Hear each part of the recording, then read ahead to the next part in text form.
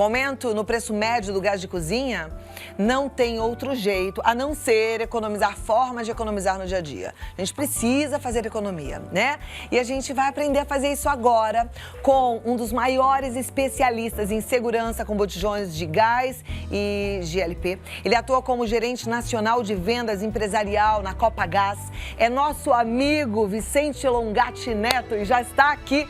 Muito obrigada, fico tão contente quando você vem. Obrigada. Obrigado você. Ele é amigo porque trabalharam juntos a vida inteira da minha tia Elisete. Um beijo muito grande, muito especial, uma pessoa que eu amo demais. E aí, amigo da minha tia, amigo meu também. É sempre muito um prazer obrigada, estar aqui com vocês e poder colaborar. Bom, Vicente, a gente está aqui na frente do fogão. Vamos chegar mais pertinho. Vamos. Aqui a gente tem um gás. Normalmente é esse o gás que a dona de casa, minha amiga em casa, tem? Normalmente sim. Ele pode ser o gás natural também, que é o que vem encanado, mas a maioria dos consumidores, 95% dos lares brasileiros, utilizam um botijão de gás. Botijão de gás. O que a gente precisa saber para economizar? Porque a grana tá curta para muita gente e a outra não tem outra saída senão a gente saber utilizar com economia, né? Com certeza. E eu diria que para economizar a gente já tem que começar comprando certo, né? Porque se a gente compra numa revenda ou num local inadequado, a gente já tem que desconfiar. Começa pelo preço. Todo produto tem um preço justo, um preço adequado. A gente sabe que o gás aumentou de preço, mas se o consumidor encontrar alguma promoção, um preço muito mais baixo do que ele está acostumado, ele já tem que desconfiar. Né?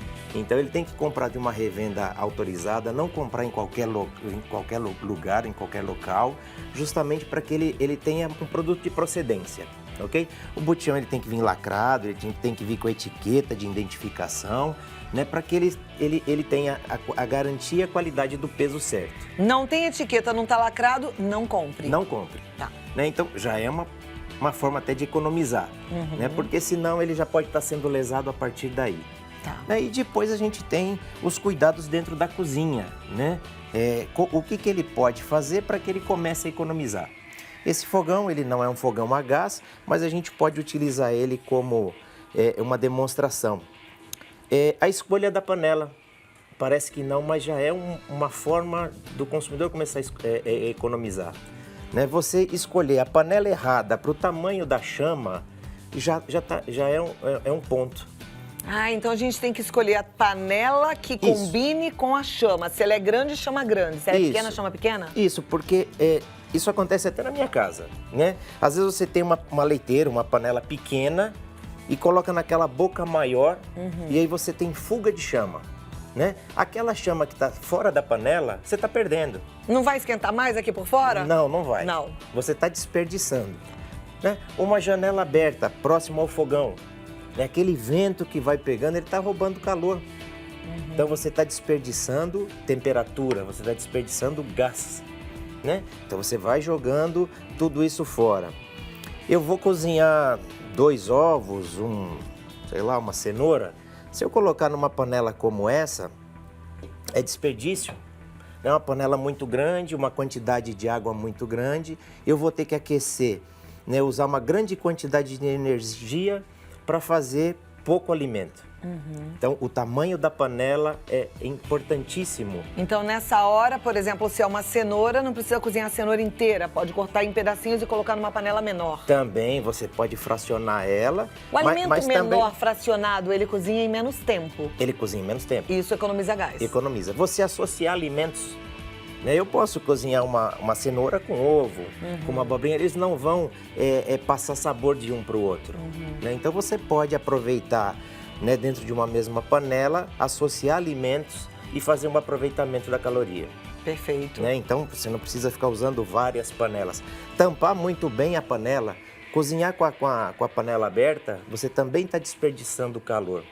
Né? E quando a panela ela chega na temperatura de fulgor, né, quando ela está realmente fervendo, você já pode diminuir a chama.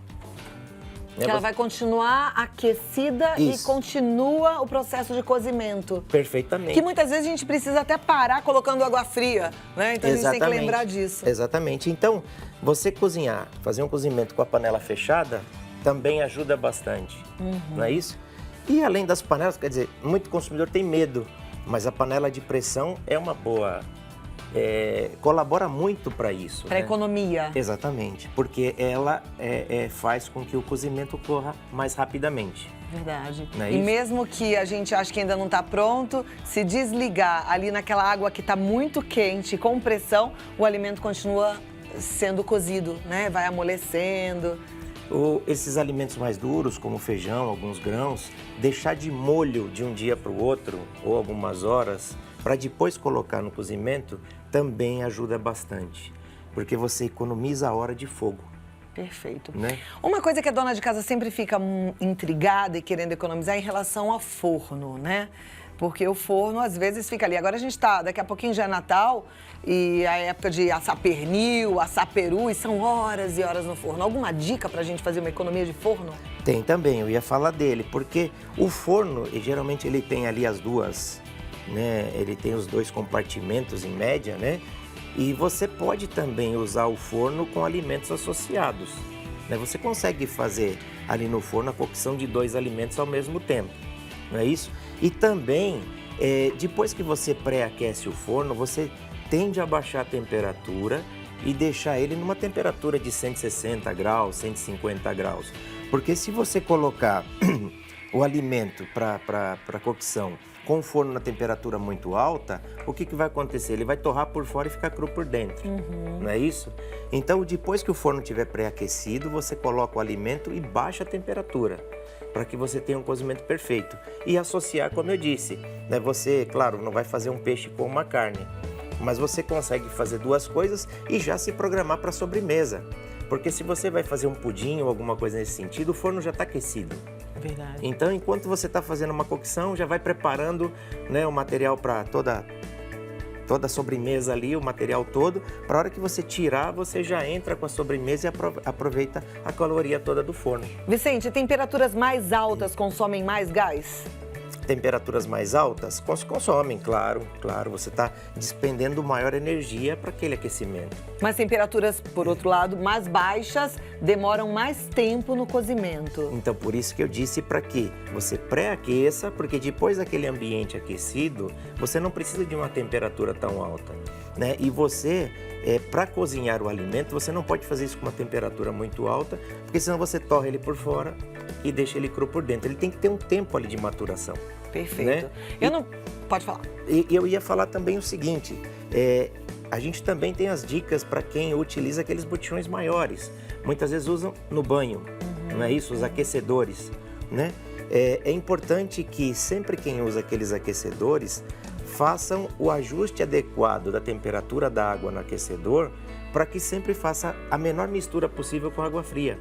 Porque também, senão você está jogando temperatura fora, porque você está aquecendo uma água a uma certa temperatura e depois jogando água fria para fazer, né, a porque mistura. faz uma água quase que fervendo que ninguém nunca vai conseguir usar, porque ninguém Pra vai tomar tomar um banho banho. fervendo. Isso. Ah, que interessante. E aí depois você vai lá no misturador, no outro registro, e joga água fria para fazer.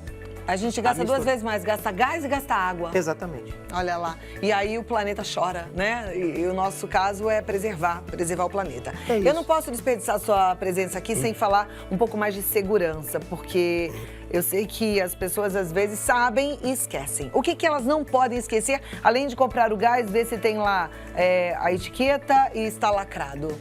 Olha, eles não podem esquecer nunca, né, de não passar a mangueira por trás do fogão. Vou passar para esse lado. Não passem a mangueira nunca por trás do fogão, isso é importantíssimo, né? Vamos salvar vidas, né?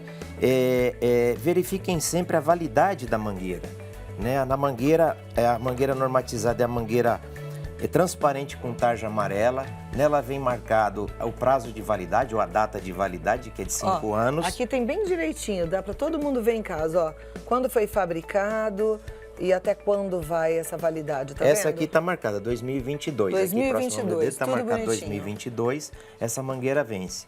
É um custo-benefício muito pequeno, quer dizer, um conjunto desse deve custar aproximadamente R$50 entre mangueira e regulador. É bom sempre trocar os dois juntos. A cada quanto tempo a gente 5 troca? anos. 5 anos. Então 5 é anos. obedecendo a validade certinho Isso. que está no Então, quando produto. vai trocar a mangueira, troca o regulador, mesmo que ele esteja aparentando bom estado, é sempre importante, para que você, consumidor, tenha sempre uma boa segurança dentro do lar, né? E sentir o cheiro de gás, Abram portas, janelas, ventilem o ambiente, não liguem nenhum material elétrico ou acendam luz. Né? Primeiro ventile o ambiente para depois tomar qualquer providência. Remova o botijão de gás para uma área ventilada, livre ventilada, e depois acione a assistência técnica da companhia distribuidora. Né? Com isso vocês vão ter segurança e vão evitar esses acidentes terríveis que a gente acaba vendo por aí. A gente vê uns acidentes terríveis também em relação ao forno, né? De pessoas que não perceberam, a chama apagou, mas o gás continuou ali. E aí fica aquele gás sem fogo e que também pode ser um risco, né? É um risco, Roger. A gente vê hoje acidentes de toda sorte. Às vezes crianças que vão ali e mexem no registro e deixam vazando um pouquinho.